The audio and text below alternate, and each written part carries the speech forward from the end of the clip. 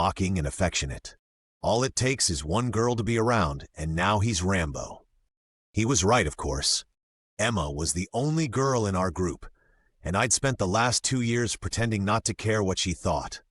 But there was something in the way she smirked at me, her brown eyes deep and amused. "I don't know what you mean, she's jumping too," I shot back, and she raised an eyebrow, lips curving. "Ah, do you boys need me to hold your hands?" We all laughed, the sound bouncing off the water and the walls of the quarry.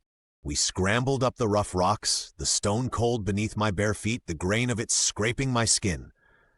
At the top, the air felt thinner, tinged with the scent of pine from the trees beyond.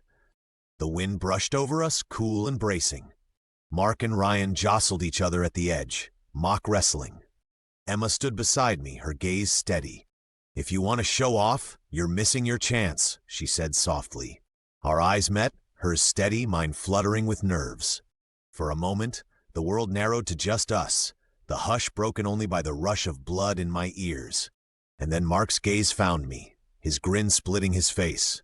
Before I could lose my nerve, I jumped. There is nothing I can say about the fall. The doctor said I hit my head on the rocks. The bandage, hot and sticky against my scalp, said the same. But all I remember is the sensation of leaving the earth, the world tilting, and then the suffocating blackness swallowing me whole. When I woke, it was to a cold that gnawed at my bones. My head rested on dry, ashy soil, but my body was soaked in a puddle of water, so icy it stole the air from my lungs. I gasped, the taste of mud and blood thick in my mouth. My limbs felt leaden, my skull throbbed with a pressure that threatened to split it. I struggled upright, shivering.